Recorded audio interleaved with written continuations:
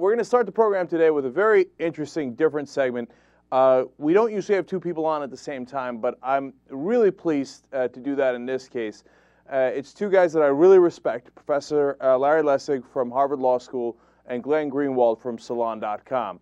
And they're on somewhat different sides of this issue here, and we're going to have a discussion and see if we can make sense of the Citizens United case. First, I want to thank you both for coming on and welcome you both.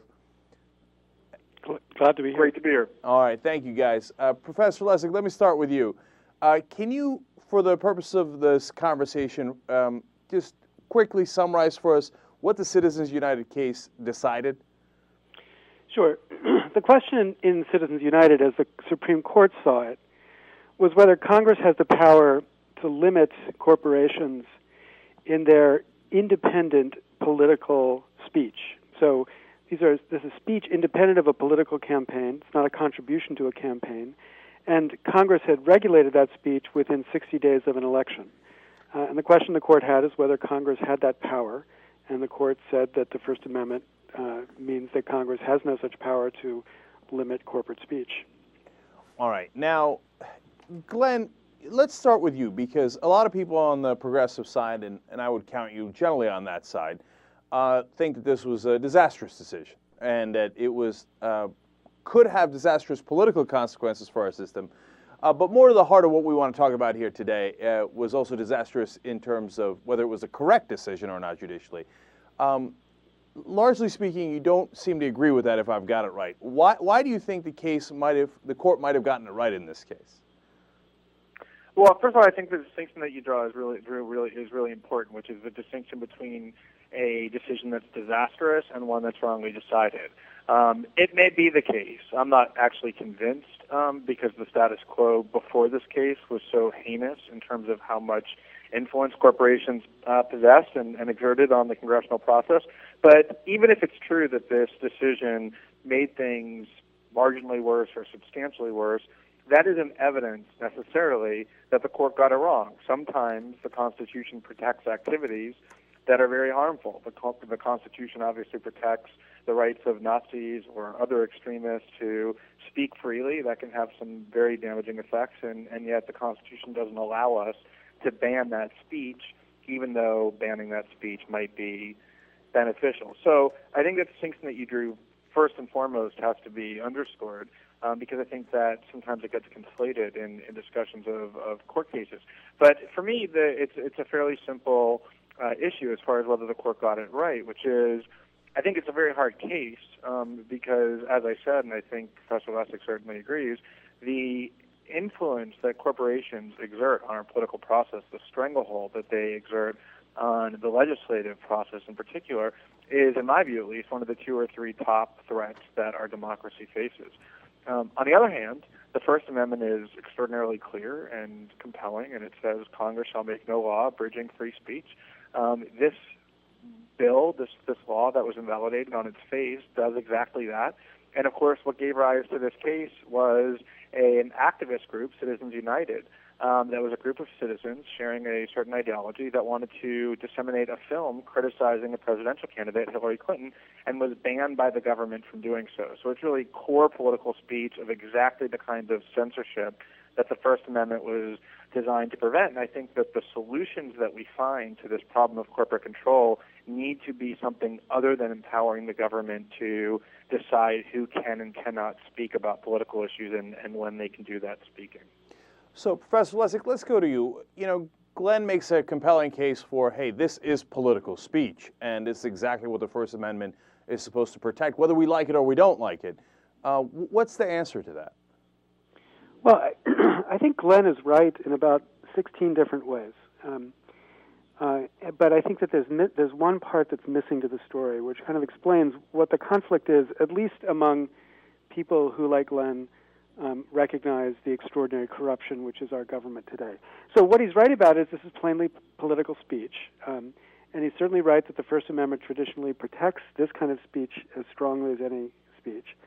But I think that most people, when they hear the issue here, are not actually, most people who are concerned are not actually thinking about people like Citizens United, they're not actually even thinking about corporate speech. What they see this case as a proxy for is exactly the problem which I think Glenn has written about so compellingly in 1,000 different contexts.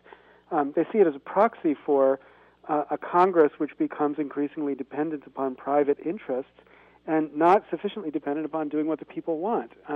So the narrow context in which I think there's a hard constitutional question is not the case as it was presented, whether this silly film by this nonprofit should be allowed.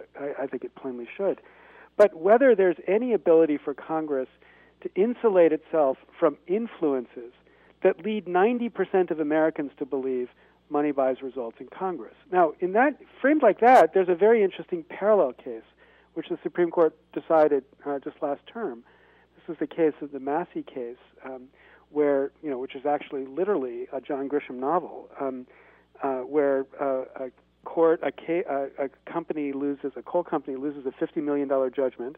The chairman of the coal company spends $3 million to kick out a judge on the appellate court, and then the judge that gets replacing the judge that was kicked out casts the deciding vote in favor of the coal company. And the question the court had to ask was, did the Constitution require that judge to step aside, to recuse himself? And what the court held was, because the obvious implication of this pattern of facts was to lead people to think that the judge had been improperly influenced, he had a constitutional obligation to step aside in the case. Now, I think what's striking is that there the court is very sensitive to the need to protect the institutional integrity of the courts, but is almost given Congress no easy or obvious way, except the one that I'm pretty sure Glenn and I agree about, to protect the institutional integrity of Congress. Because where Congress is structured, the way it's structured right now, and if in fact it turns out that we have billions of dollars spent by corporations in congressional elections to elect the particular Congress they want, it'll only get worse. Then what we have is a Congress people don't trust, people believe money buys the results in, and it further weakens the effectiveness of this democracy. But Professor Lessig, I think we all three of us agree on that that this is very troubling, or potentially troubling at least. And not only do I agree with Greg that it's a top three issue, with Glenn I should say that it's a top three issue, I think it's the top issue, and we've talked about that on the show before. But I'm not sure we've gotten to the core of Glenn's issue here as to saying, hey, whether we think it's terribly troubling or not, it's a First Amendment matter. And what are the reasonable limits that you could put on the First Amendment, and does this meet those reasonable limits and standards? Well, again, I'm not somebody who believes that Glenn is wrong to think that political speech like this needs to be protected and is protected by the First Amendment. I think that in fact, in the complex mix of cases that is the Supreme Court's First Amendment doctrine, it would not have been hard at all to draw a consistent line through a series of cases that would possibly not have found constitutional authority to limit speech in this context, but in the context of corporations spending, such a disproportionate and significant amount of money as they did in the Capertown case or the Massey case, that there would be constitutional authority to limit it. So in the sense of, was there something wrong about finding that this speech was protected? I think the answer is no. But if it means that there's no power of Congress to insulate itself from the kind of influences that lead people to believe that money buys results in Congress, then we have a serious problem about the ability of our democracy to protect itself from this cynicism breeding dynamic that, of course, all three of us agree is at the center of Congress's problem right now. So, Glenn, in my mind, that leads to two other issues. And here we're talking to Professor Larry Lessig from Harvard Law School and Glenn Greenwald from Salon, and also the author of How the Patriot Act, A Tragic Legacy, and Great American Hypocrites. Glenn, one, everybody knows, obviously, that you have the right to freedom of speech, but you don't have a right to shout fire in a crowded theater. Can an argument be made that putting this much money into campaigns at any time that they want gets to the point where, in the scope of our national political system, we're shouting fire in a crowded theater? No. Let me tell you why. Shouting fire in a crowded theater is not an expression of a political opinion. It's not core political speech. It's really an expression of a false claim, a false factual statement that leads to all sorts of damage. The argument that you're making, which is that the political speech in question produces such grave dangers to our democracy that we ought to be permitted to, Congress ought to be able to restrict it. For one thing, doesn't find any support in the text of the First Amendment, which says that Congress shall make no law abridging free speech, not unless there's a really good reason to do so. Although Professor Lessig is right that the court has found reasons to limit free speech, notwithstanding that. But more importantly, if you go back and look at all the instances in which people have tried to restrict political speech, not fraud or yelling fire in a crowded movie theater, but political speech, core political speech, what they always say is that, well, this speech in question presents such grave danger that we need to prohibit it. That's what was said about communists who didn't believe in our form of government and wanted to overthrow it violently and therefore needed to be restricted, or critics of World War I undermining the war effort, or what some people like Newt Gingrich say now about expressions of what they consider to be radical Islam and the need to limit it. So I'm very wary of the argument. I think you'd have a hard time convincing me in any case that when you talk about core political speech, that the argument that, well, there's something so gravely damaging about this particular speech justifies its limitation. What I think is the more interesting question, and again, I think there's been a lot of exaggeration about the effect of this decision. I mean, both Professor Lessig and I have been writing about how the Congress and our political system is drowning in money long before Citizens United ever happened.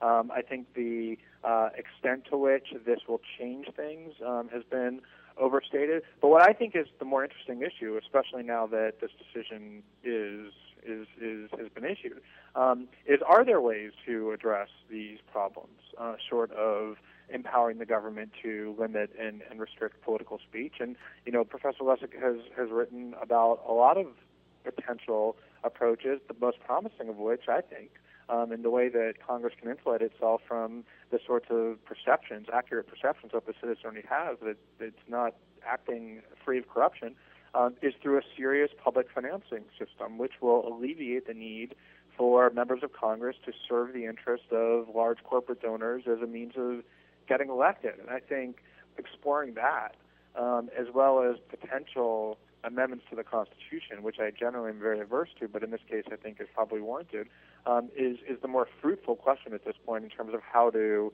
control this problem that we all agree is such a menace. And Glenn, let me stay with you to go to point number two, because again, I think if you asked all three of us, we'd say campaign finance reform is critical and that might begin to address this issue. But that has not happened yet. And before it does, the case Citizens United might have a dramatic effect before anything else does. And so that leads to point number two, which is this idea of corporate personhood.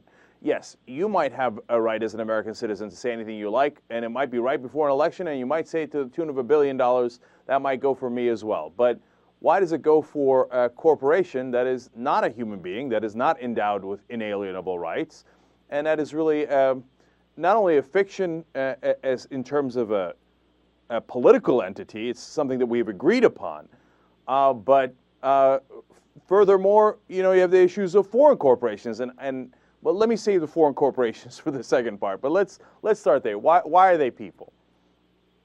Well, first of all, I don't think the issue really depends on that question about whether corporations possess personhood. There's a lot of interest in that question. I don't think the resolution of this case requires, or certainly not principally, an analysis of that question, because the First Amendment, there are amendments that vest rights in persons.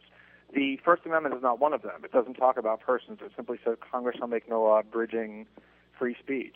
So you don't have to be a person to have a First Amendment right. The First Amendment is really about restricting what Congress can do in the way of free speech. But I think more importantly, if you really want to take that position, I know that none of the 9 justices on the Supreme Court took this position, and I don't think Professor Lessig does either. But if you really want to take the position that corporations are not persons and therefore don't possess constitutional rights, what you're really doing is endorsing some fairly radical notions, some dangerous notions. It would mean that Congress could fine corporations $10 million every time they criticize the government or endorsed or said anything good about a conservative politician. It would mean that they have no Fourth Amendment rights, which means the FBI could just go and invade corporate offices at will and search and seize without probable cause or warrant. Labor unions and advocacy groups like the ACLU also aren't persons. So if you really think that no one except actual human beings have constitutional rights, it would mean that Congress can bar labor unions or advocacy groups from expressing political opinions or assembling or petitioning the government. So I think anyone who wants to take that view ought to recognize not only that it's radical, but that it's actually quite dangerous. I think the more reasonable position is the one that Professor Lessig raised in his response to some of the arguments I made, which is, well, corporations have constitutional rights, but because they're creatures of the state, because they get benefits from the state has more of a right to impose conditions in exchange for giving that benefit. That, I think, is a much more reasonable argument. To me, though, even that, I think from a constitutional perspective, is dangerous, because what it would essentially say is the government can't actively bar you from engaging in free speech or exercising your other rights with regard to the Constitution. But what it can do is, if it gives you a benefit, it can require in exchange for that benefit that you relinquish certain rights. So it could say, if we're going to give you welfare payments or disability or unemployment, you're barred from speaking out against the government. You're barred from making contributions to a political campaign under the argument, well, you're not barred if you don't want to accept our benefit, but once you accept our benefit, we have the right to start regulating what it is that you do. So I think even granting the reasonability of that argument, that because corporations are creatures of the state should have more of a power to regulate what they can do, I think there's still clearly constitutional problems and also problems from a practical perspective in empowering the government under that framework that says, once we give you a benefit, we can start telling you what to do. And if you don't like it, you don't have to accept the benefit. Professor Lessig, let's address that, because that's an interesting objection that Glenn raises to your point. And would you be willing to say, hey, if you are taking a benefit from the government, if you're taking TARP money, whatever it might be, there's 100 different cases, then we could put limits on what you say during a campaign? Or would you apply that to all corporations because you think in some way they all benefit from the government? And then that seems to be an issue, at least, of whether that's too broad. Yeah, well, this is important. It's very important to be precise about what actually is being restricted and what is not being restricted. So if the government said, in exchange for you having a driver's license, you've got to give up your right to vote Democratic, that is plainly unconstitutional. Because what the government is doing is taking away your right, your individual right, something that you were endowed by your Creator with that unalienable right, and you can't be forced to give it up. Even understanding that, though, we should recognize, as I remarked in the note that I posted in response to Glenn's piece, there have been plenty of cases where the government has effectively done that. So a famous case, Rust versus Sullivan, where the doctors worked in a family planning clinic that got 5% of its money from the federal government. The government said, Ronald Reagan said, you can't discuss abortion as a method of family planning with your patients. And the Supreme Court said, no First Amendment problem at all. You don't like it, don't take the money from the government. So the government can effectively buy out your personal rights in lots of contexts, and I think in many more contexts than they should be allowed to. But I agree, this is a very sensitive, important question, and I would certainly be on the side of many fewer contexts in which anybody can buy out or effectively force you to give up your rights. But that's not what's at issue in the corporate speech case. Because in the corporate speech case, the fact that Exxon would not be allowed to exercise its power to use its treasury money to spend on corporate campaigns does not reduce the ability of any particular individual in Exxon to spend his money on corporate campaigns. This is all about the legal entity, not about the individuals. So when this is characterized as a case about silencing a particular perspective, there's no perspective silenced. It's just particular actors who are creatures of the state. And that's what's so weird about this kind of Blade Runner moment where we've created these entities and then we've discovered they've been endowed by their creator, us, with these unalienable rights. And, I think the hard question is not whether the Constitution gives us the power to take away rights from individuals. It's why can't we build entities that have a different mix of rights? So the problem with this whole argument, though, is that I don't actually want to take away the rights of corporations to speak. I actually think we should have the widest range of speech rights possible. But I think that the core problem is the one that we've all agreed on, and this is the point I want to emphasize is exactly what Glenn said. We've got to get back to thinking about what a real solution to this problem is. And a real solution is not denying corporations personhood, or it's not even denying the Citizens United the right to put out their silly films.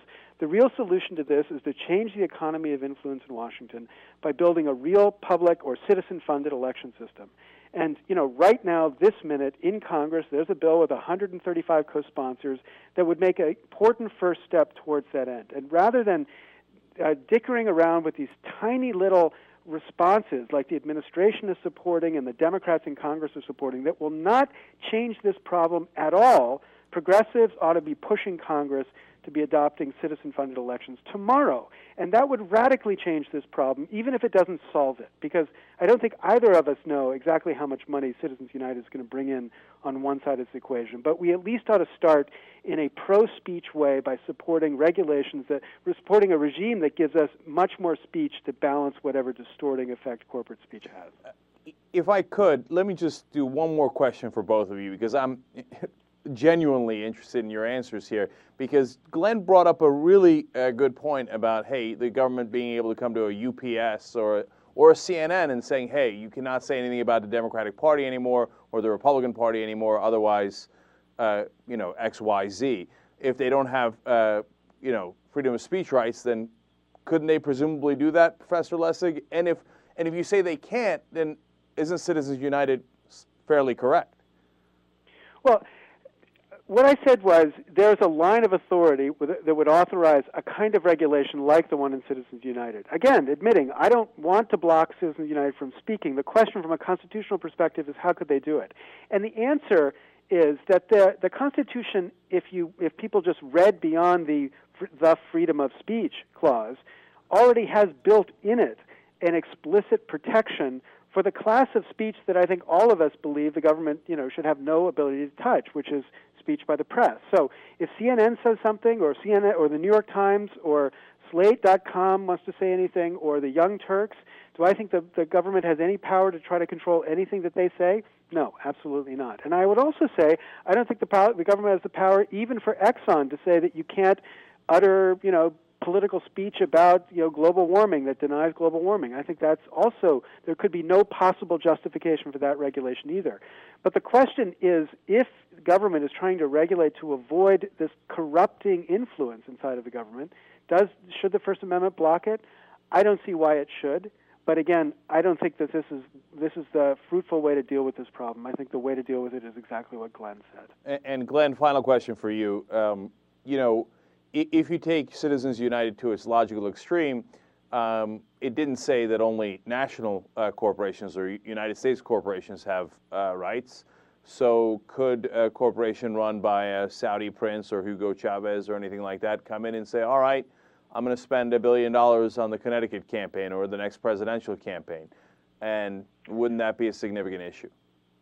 Well, this is the interesting issue because Professor Lessig's critique of Citizens United is something I absolutely agree with, even though I think the majority got the issue right in many respects, which is that what they really did was they ignored their own precedent in huge numbers of instances. They had endorsed these very same justices all sorts of prior restrictions on the First Amendment that were inconsistent with what they did here. And so while the judges wrapped themselves in this First Amendment flag, I actually am the last person to think that was authentic or sincere, what they were really doing. Well, I think they did doubt the notion that there's real corruption. There was even, I think, a footnote, if I recall correctly, from Justice Kennedy doubting that there was even a single vote that anybody could identify that was actually ever bought, when the entire process itself is bought or sold. So, you're right that if the court were to extend its principles to its logical conclusion, it might threaten prohibitions on foreign corporations from spending money to influence our elections. But that isn't how this court operates through principle. And I think what they would say is that in the case of foreign corporations, they possess certainly lesser free speech rights than corporations based in the United States or that are American in their nature, and that the compelling interest is far greater in preventing foreign influence than in preventing American corporations from speaking out about our elections. That wouldn't be principled. I don't think that would be a consistent thing to do, but I think that's something that they would do. And of course, this case did not directly address those prohibitions on foreign corporations from speaking. But I think if that case were brought before the court, they would have no difficulty, if they were so inclined, purely on an outcome basis, from dispensing with the First Amendment principles and saying that that's different. The interest is much more compelling. All right. Glenn Greenwald from Salon and the author of Great American Hypocrites, and Professor Larry Lessig from Harvard Law School and from Change Congress. Thank you both so much for joining us. It was a great conversation. We really appreciated it. Thank you. My pleasure. Thank you. All right. We'll be right back.